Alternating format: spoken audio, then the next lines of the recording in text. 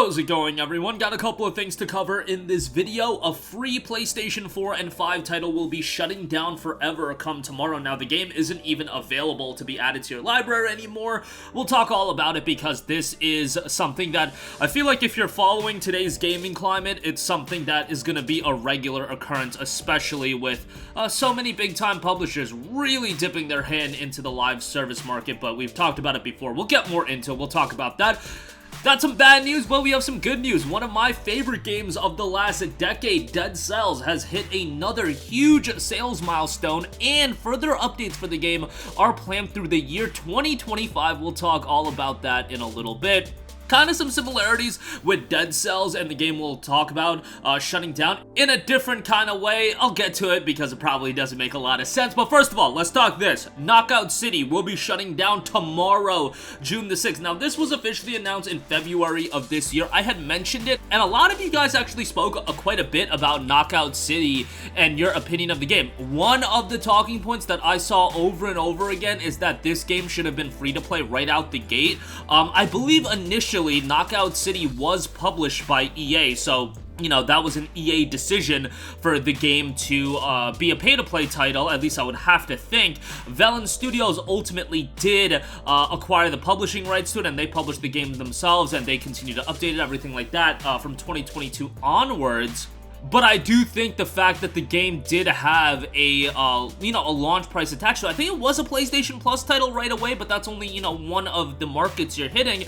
It was on Nintendo Switch and both Xbox platforms as well, alongside PC. But I do feel like that hurt the game a little bit. A lot of you guys were very much in agreement with it, and at the end of the day, we're going to constantly talk about this when it comes to these free-to-play live service games or multiplayer-focused title. Obviously, Knockout City didn't start off as a free-to-play, but Knockout City is an incredibly charming game and had a pretty unique gameplay style as well, and I would say that most people would say that it was a pretty decent game. I mean, you look at the Metacritic scores, you're talking north of an 80 on every single platform. Like, that's a pretty respectable score, all things considered. However, this is the reality you just have to accept when it comes to multiplayer-focused title, live service game, especially with a market that's as oversaturated as the current market is. Games can be good, they can be creative, they can be well-designed, but guess what?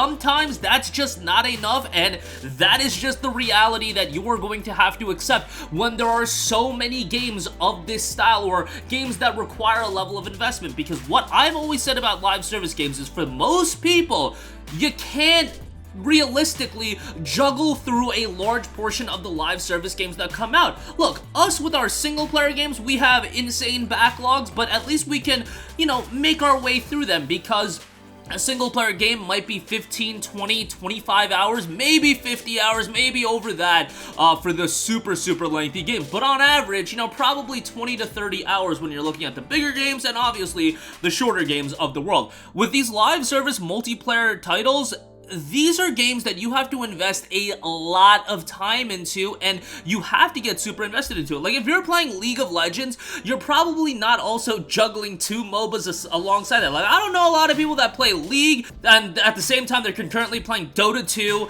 and what's the other? Smite. Like, I just don't think that's happened. At least it doesn't happen with a lot of consistency, and that goes for a lot of these multiplayer games. Whereas when you have these single-player titles, yeah, there's people juggling a bunch of games, and once you're done with the game, you're done. But the idea of the live service game is you're gonna be invested for a long period of time, and what often happens, initial surge, people like how it looks like, but there's always gonna be a fall off. That is just going to happen, and it's where can you sustain at. And a lot of games, after losing 95% of your player base from the launch, that's not automatically a death sentence for the game, but what is that 5% that's left? How invested are those people, etc., etc.?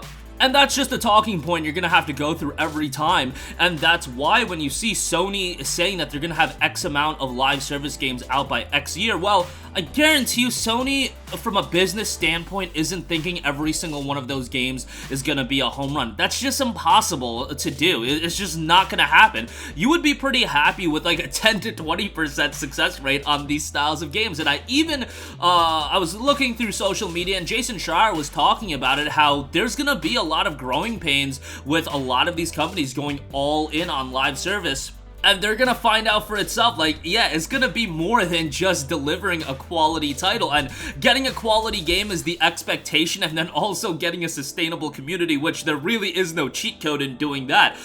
It seems like for a lot of these developers, yeah, there's a cheat code for creating a high-quality single-player game. It's in their wheelhouse, and they can do it.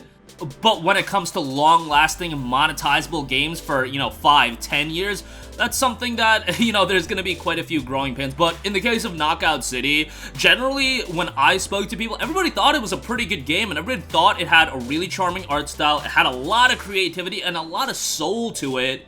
But it's like, even with all of those high marks and all of those statements being said, a good score on Metacritic, the unfortunate reality, again, is that sometimes that's just not enough, and there's so many variables in place on what games are going to be clicking at what times. Again, a lot of it, in gaming and in business in general, it's a lot of timing on what the community is looking for. But nevertheless, there you go with that. Unfortunate. That will be shutting down tomorrow. This is, I believe, the last day to play the game. On PC, there will be private servers that will be available, I believe, so like you can still continue to play it on PC, but obviously it won't be being supported or anything like that. Moving on from that, a game that will be supported going into 2025, Dead Cells, as that game has cracked 10 million copies sold. Now, we talk about Knockout City being amongst all of these, live service multiplayer titles that are available.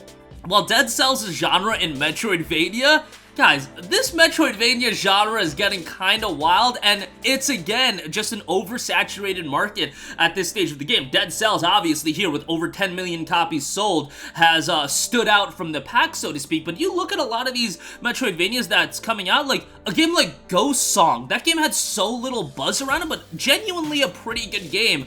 Metroidvania is kinda getting wild with how many we're getting there, and a lot of them are usually pretty good. Like, I always talk up Guacamelee, but bro, Guacamelee ain't getting Dead Cells level of success. That just ain't gonna happen. But back to Dead Cells.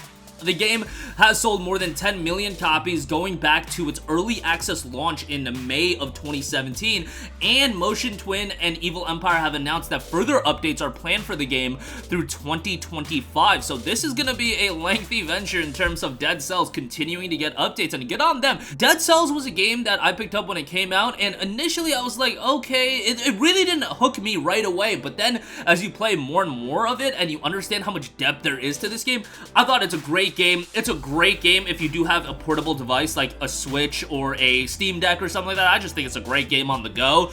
Yeah, just a fantastic Metroidvania, and Dead Cells is definitely one of those games that has stood out from the pack in terms of that immense quantity of Metroidvania games that are available now. Now, going back to 2017, there were still a healthy number of Metroidvanias, but it certainly isn't to the extent that it is now. I just feel like we're getting Metroidvanias left and right, and I feel like all of them have like a great art style, a great look, then they all look kind of distinct from one another, but it is just going to be a tough battle when there's that much competition in the market. And Metroidvania is another one of those genres that, yes, people can go through them and play a lot of them, but usually I feel like people do have their favorites, which they always go back to. And you look at titles like Hollow Knight, you look at titles like Dead Cells, those are the ones that seem to be doing the best. Obviously, other titles have certainly made an impact, but Hollow Knight and Dead Cells, to me, are the ones that really do stand out. But that is going to do it for me. Again, Knockout City will officially be shutting down to come tomorrow, a reality that you are just going to have to accept in this live service dominated era, or multiplayer dominated era, of a lot of publishers and developers wanting to get into it and replicate the success that so many other major games have had. But for every Fortnite or even Apex Legends, you're gonna have a lot of titles that you don't even know that they come out. They came out, they shut down, and then we all moved on with our lives, and nothing was really even thought. Knockout City, I feel like, did have a little bit of appeal when it came out and when it did transition into entirely free-to-play, but just not one that could sustain a consistent player base that was super invested, and that is just what is going to be needed for these games to have consistent appeal.